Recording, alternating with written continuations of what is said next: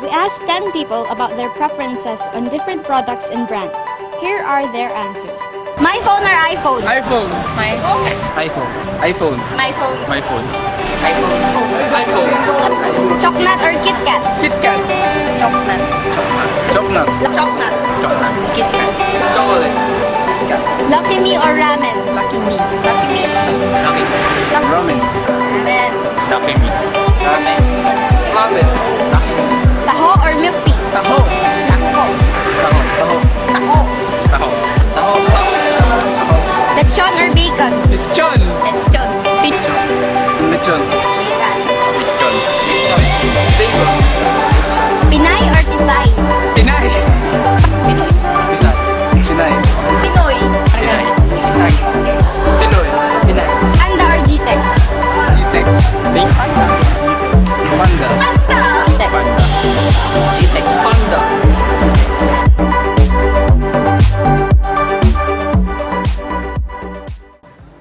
According to Ronald C. Israel of Cosmos Journal, there are 10 steps to become a global citizen.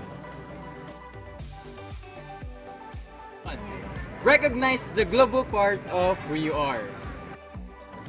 All of our lives have become globalized, whether through the internet, the way in which we are impacted by the global economy, our desire to provide humanitarian assistance to disaster victims in countries other than our own, or even in our love of world art, music, food, and travel.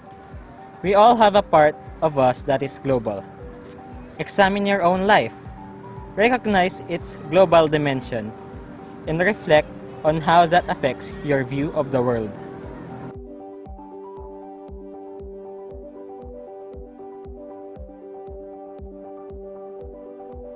Step 2. Expand your definition of community. Because of the many ways in which countries and people are now so interconnected, we all are now part of an emerging world community. This doesn't mean that we have to give up being a member of other communities, our town or our country. It means that we have another community, the world community, to which we now belong. Find ways to celebrate your connection to this community. Step 3. Discover the values of the world community. Every community needs to have values, and the world community is no exception to this rule. The values of the world community reflect the moral ideals that most of us believe in as the basis for human existence. For example, human rights, religious pluralism, participatory governance, protection of the environment, poverty reduction, sustainable economic growth, elimination of weapons of mass destruction, prevention and cessation of conflict between countries, humanitarian assistance, and the preservation of the world's cultural diversity. Take stock of your belief in these values. Are you aware of ways in which the world as a whole is trying to live by them?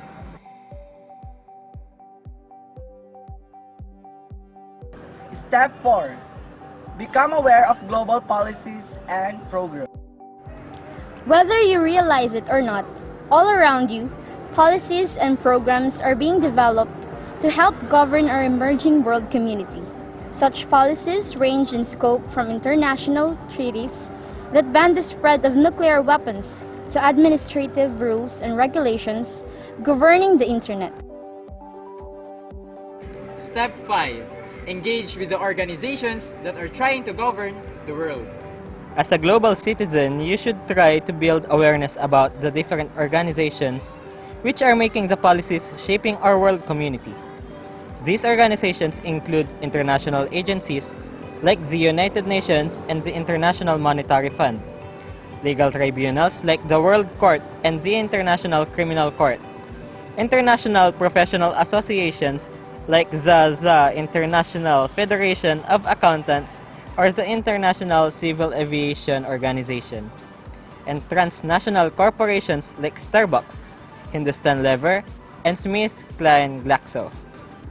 Try to learn about and engage with these organizations and make sure that they are operating in accordance with the values we perceive to be important.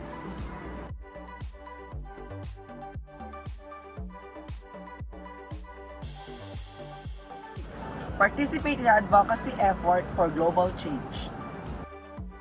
Sign petitions, join demonstrations, contribute funds, and explore other ways of advocating global change. As global citizens, we need to join together to express the fact that people across the planet share common views when it comes to basic values such as human rights, environmental protection, and the banning of weapons of mass destruction. The Global Citizens Initiative is an organization that provides information and opportunities for global citizens to join together and advocate for change. 7. Help ensure your country's foreign policy promotes global values. Global citizens are also citizens of the countries in which they were born and live. As such, we have the ability to influence the positions of that our countries take on global issues. We need to help ensure that our country's foreign policy supports the building of equitable global solutions to world problems, solutions that work for all countries. So let your government know how you feel by supporting leaders who want their countries to become engaged with the world, not isolated from it. 8. Participate in organizations working to build world community. There are all sorts of organizations making important contributions to our emerging world community.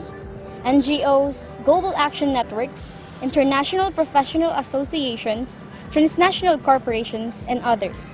They work on a range of issues related to the values of the world community, ranging from human rights to world arts and culture.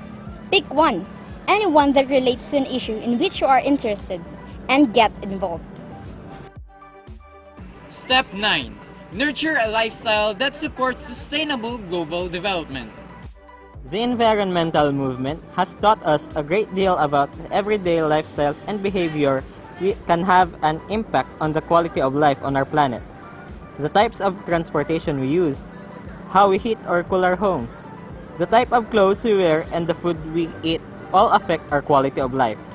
As global citizens, we need to adopt environmentally responsible behaviors in the ways we live. Step 10. Support world art, music, and culture. Being a global citizen is also a celebration of the many different arts and cultures of our people. Take time to learn the ways in which different cultures give expression to the human spirit.